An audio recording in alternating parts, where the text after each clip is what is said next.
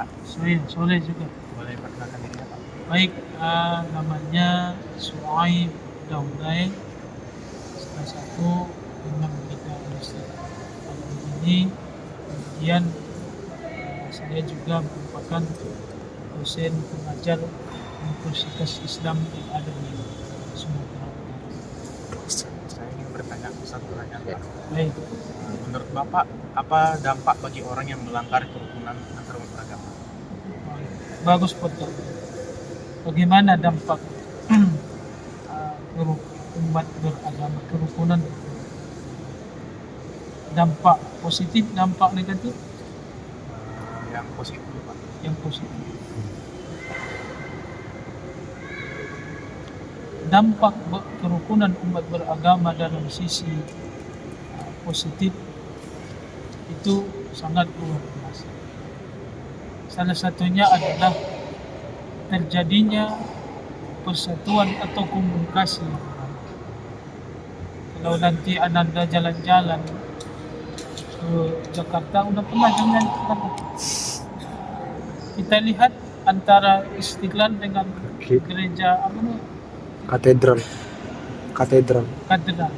Itu di situ kan kita sudah lihat bagaimana umat beragama ini saling menjaga, saling menghormati.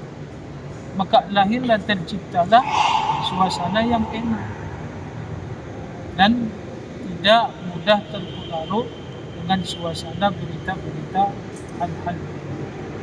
Jadi harus ditanamkan di sana adalah membangun persatuan dan kesatuan guna untuk saling menghargai di antara umat beragama. Kalau sisi negatifnya, bila kita tidak mau tidak mau berbaur atau tidak mau duduk bersama dalam menetapkan hal-hal yang bersifat sosial, itulah nanti akan berakibat fatal, sehingga yang lain mengatakan ini, yang lain mengatakan tidak setuju, maka akan terjadi sebuah perpecahan. Indonesia ini dibangun luar biasa dengan leluhur-leluhur kita. Tidak hanya satu umat agama saja yang membangun, tapi bagaimana leluhur kita ini menciptakan suasana yang harmonis. Maka itulah bagian daripada makna dari Bhinneka Tunggal Ika. Mungkin itu saja. Baik. Selamat siang Ko. Ya, Boleh selamat perkenalkan siang. dirinya? Nama saya Diki, salah satu pengurus di Mahvihara Maitreya. Perkenalkan, nama saya Parotan. Ya. Saya sedang melakukan tugas agama yang dibuat oleh salah satu dosen di Microskill. Oke. Saya ingin bertanya, di dalam kehidupan yang sekarang ini terdapat beberapa umat yang menafsirkan ayat suci untuk membenarkan sikap membenci. Nah, bagaimana sesungguhnya cara kitab suci tersebut membela diri dari pernyataan tersebut atau membantah pernyataan tersebut? Oke, untuk kita bilang cara kitab suci untuk membantah atau membenarkan sebenarnya kurang tepat ya. Jadi semua kitab suci yang ada itu pasti mengajarkan cinta kasih. Nah, kemudian karena kita bilang pola pikir orang berbeda, dari latar belakang yang juga berbeda, kemudian kondisi situasi juga berbeda per orangnya, maka muncullah sebuah tafsiran yang akan berbeda pula. Jadi sebenarnya yang harus kita cermati di sini adalah sebuah niat awal, intensi itu sendiri. Apakah seseorang itu menggunakan sebuah kitab suci, intensinya baik atau tidak? Apakah karena dia membenci sesuatu kaum ataupun sebuah kelompok, dia menggunakan kitab suci sebagai intensi buruknya, ataupun apakah dia menggunakan sebuah kitab suci karena intensinya baik. Jadi sebenarnya yang perlu kita cermati di sini adalah sebuah intensi atau niat pikirannya terlebih dahulu. Nah, jadi sebenarnya sebuah kitab suci itu tidak akan ada salah atau benarnya juga. Nah, jadi kitab suci hanyalah sebuah, kita bilang, sebuah intisari, sebuah dasar bagaimana cara kita manusia untuk hidup lebih baik lebih bisa mencapai sebuah kebahagiaan, lebih bisa lagi bertoleransi dan juga mengembangkan cinta kasih. Nah, sehingga pada dasarnya tidak ada kitab suci yang mengajarkan hal-hal yang buruk seperti itu. Nah, jadi yang harus kita cermati di sini adalah sebuah intensi ataupun niat pikiran di dalam menggunakan ataupun mentafsir kitab suci tersebut. Seperti itu sih. Terima kasih ya Pak. Oke, terima kasih. Selamat siang. Sekarang saya sedang bersama Bapak Pinandita Emanugren di kantor Majelis Tinggi Agama Hindu Sumatera Utara atau yang disebut dengan PHDI. Iya, Pertanyaan pertama Pak. ya. Menurut Bapak apa maksud dari kerukunan dalam umat beragama? Kerukunan dalam umat beragama itu adalah untuk menjaga keselarasan daripada umat beragama itu. Kita di sini mengadopsi ada enam agama.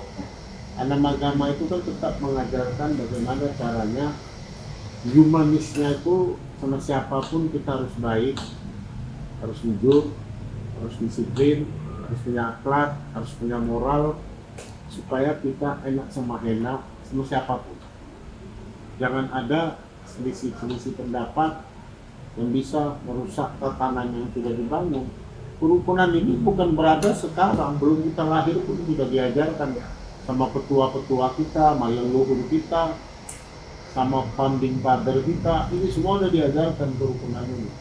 Kalau nggak rukun, kita nggak akan sejahtera, kita nggak akan damai. Betul, hidup kita tidak nyaman, makan pun kita nggak enak. Jadi itu memang harus kita jaga kerukunan ini. Itulah ya. Kira-kira kalau ada yang melanggar kerukunan itu apa dampaknya Pak? Jadi kalau ada yang melanggar kerukunan itu dampaknya kerugian yang sangat besar yang tidak dia sadari. Dia mungkin pribadi, personal, dia mau merusak tatanan kerukunan itu. Yang rugi dia, orang nggak mau dekat sama dia lagi. Ini orangnya nggak benar. Udah bagus tatanan.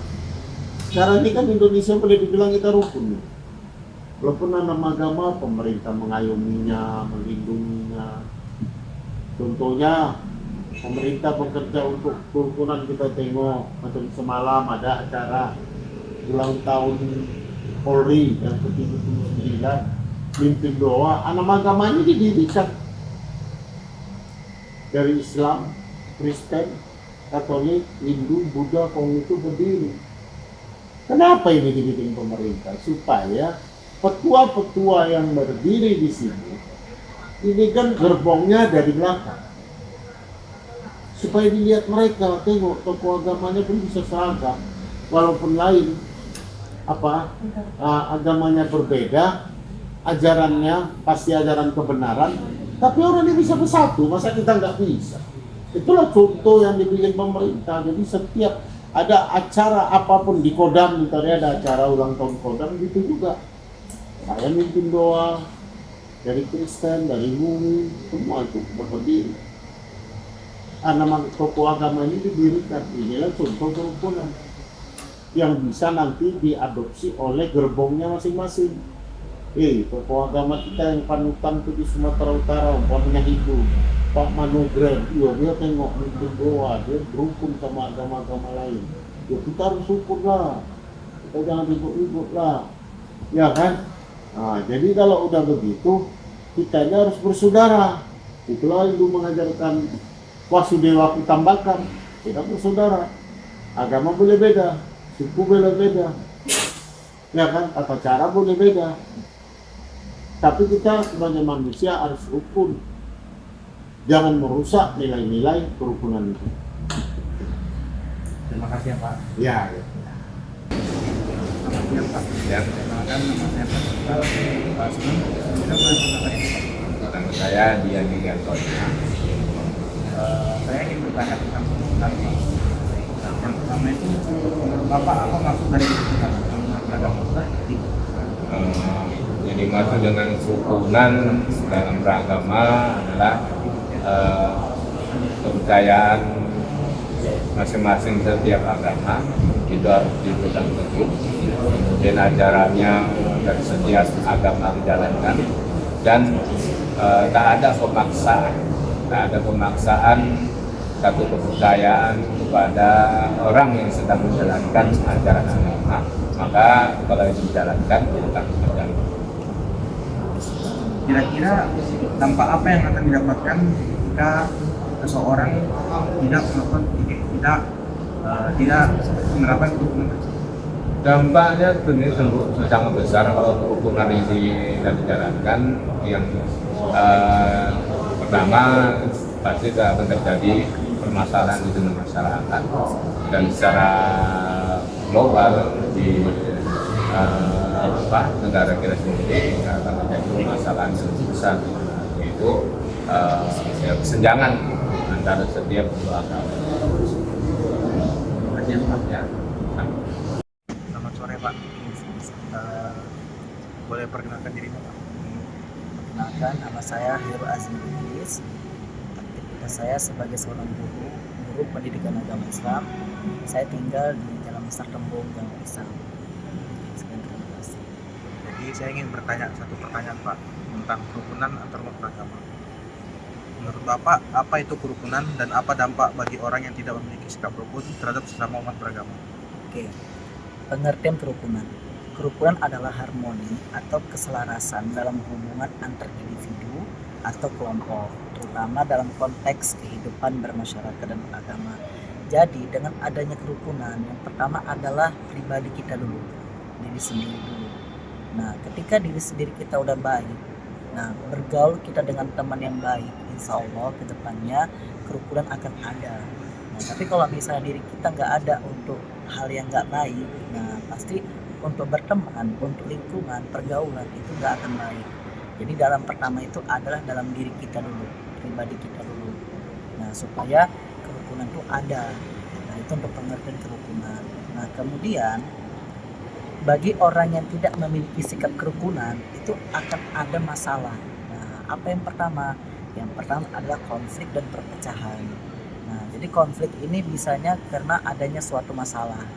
Nah, ketika ada masalah, perpecahan itu akan ada. Jadi makanya kalau kita nggak mau buat masalah, jangan adakan masalah.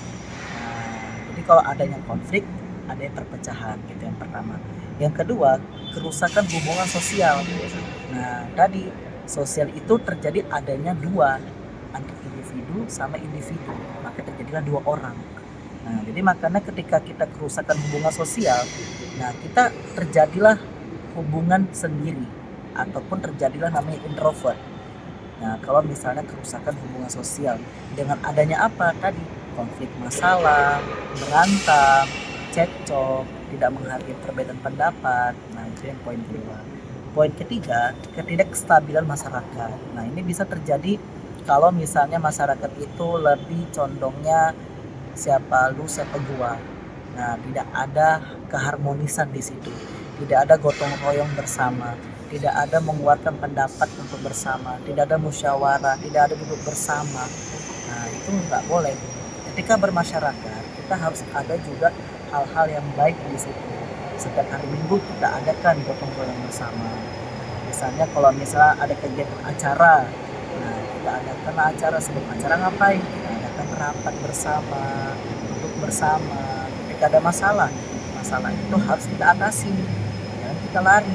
Nah, itu makanya kalau misalnya kita tidak kestabilan ke masyarakat, itu nomor 3. Poin keempat adalah pengaruh negatif terhadap pembangunan. Kurangnya kerukunan dapat menghambat proses pembangunan karena energi dan sumber daya lebih banyak dihabiskan untuk menyelesaikan konflik daripada untuk kemajuan bersama. Nah, jadi pengaruh negatif. Kalau namanya negatif, udah pasti halnya yang tidak baik. Berarti dampaknya buruk. Nah, jadi makanya itulah bisa menghambat proses kerukunan tadi karena adanya pengaruh negatif. Itu yang keempat. Yang kelima adalah dampak psikologis. Ini biasanya individu. Nah, jadi individu itu adalah diri pribadi kita. Nah, diri pribadi kita bahwasanya kita itu nggak boleh tidak rukun, kita nggak boleh kecemasan.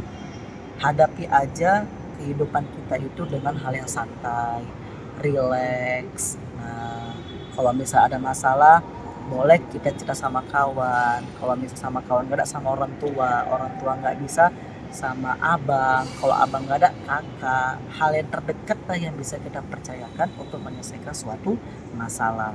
Nah itu nomor 5. Poin ke-6 terakhir adalah kehilangan kesempatan kolaborasi. Nah ini kolaborasi biasanya kerjasama.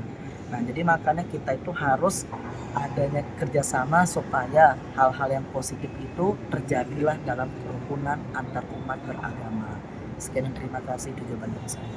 Terima kasih. Nah, sama-sama.